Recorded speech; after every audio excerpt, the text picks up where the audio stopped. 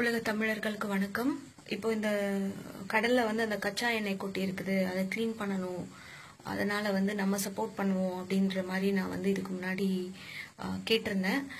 ரொம்ப வருத்தமான விஷயம் என்ன அப்படின்னா, இந்த கச்சா எண்ணெய்கள் அந்த சுத்தப்படுத்தாதனால அதுல இருந்து விஷவாயுக்கள் வெளியேறுது. அது தொடர்றது நல்லது கிடையாது, ஆரோக்கியத்துக்கு நல்லது இல்லை அப்படின்னு என்னுடைய ரொம்ப நெருங்கின கேன்சர் பத்தின ரிசர்ச் பண்ணிட்டு இருக்கிற ஒரு சயின்டிஸ்ட், ஒரு டாக்டர், அவருடைய ஹம்பிள் ரிக்வெஸ்ட் என்னன்னா, தயவு செஞ்சு அந்த கெமிக்கலை யாரும் தொடாதீங்க, அதை யாரும் சுவாசிக்காதீங்க அப்படின்னு சொல்லி தகவல் கொடுத்திருக்காரு.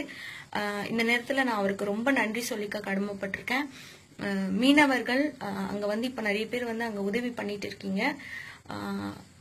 இந்த விஷயம் ரொம்ப ஆரோக்கியத்துக்கு நல்லது கிடையாது. ஏன்னா அவங்க எதனால எல்லாம் கேன்சர் வருது அப்படின்றத ஆராய்ச்சி பண்ணும்போது இந்த கச்சா எண்ணெய்கள், இந்த மாதிரி விஷயங்கள்ல இருந்து வெளியேற கழிவு மிக முக்கிய காரணமா இருக்குது.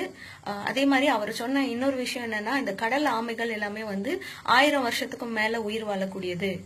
அதுவே அந்த எண்ணெயினால இறந்து வெளியே விழுகுது அப்படின்னா அது எவ்வளவு ஒரு ஆபத்தான விஷயம்ன்றத புரிஞ்சுக்கோங்க அப்படின்னு சொல்லியிருக்காங்க.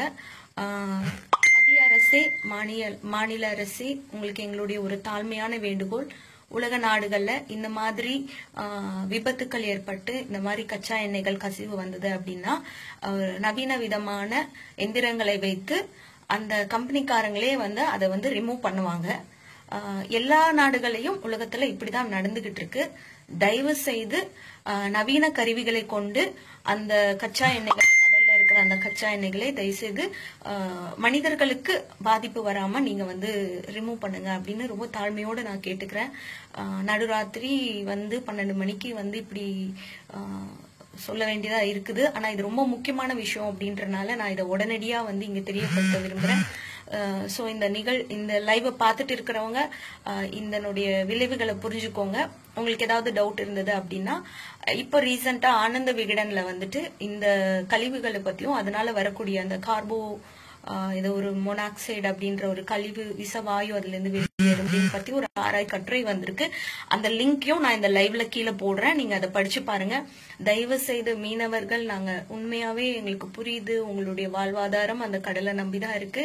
ஆனா அந்த கச்சா எண்ணெய்கள் உயிருக்கு ரொம்ப கேடு விளைவிக்கக்கூடிய ஒரு ஆபத்தான ஒரு விஷயம். அதை எல்லாருமே நம்ம புரிஞ்சுக்கலாம். இந்த லைவ பார்த்துட்டு இருக்கிறவங்க தயவு செய்து இந்த மாதிரி ஒரு இயற்கை சீற்றம் ஒண்ணு இந்த மாதிரி நடந்திருக்கு அப்படின்றத உலக நாடுகளுக்கு கொண்டு போங்க.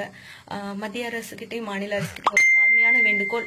மற்ற நாடுகள் என்ன பண்றாங்க, அந்த மாதிரி நவீன கருவிகள் வச்சு ஒரு 20 மணி நேரத்துல இந்த கழிவை நம்ம கடல்ல இருந்து நீக்கிட முடியும்.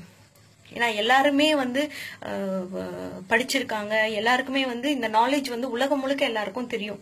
இப்போ தமிழக அரசு உடனடியா மக்களுடைய நலனுக்காகவும் இந்த கடல்ல வாழ்ந்துட்டு இருக்கிற உயிரினங்களுக்காகவும் உடனடியா இந்த ஒரு அவசரமான விஷயத்த பண்ணணும். ஸோ இந்த லைவை நிறைய பேருக்கு ஷேர் பண்ணுங்க. ஒரு விழிப்புணர்வை நம்ம இது எல்லாருக்கும் ஏற்படுத்த வேண்டிய கட்டாயத்துல நம்ம இருக்கோம். இந்த லைவ் பார்த்துட்டு இருக்கிற எல்லாருக்கும் நன்றி.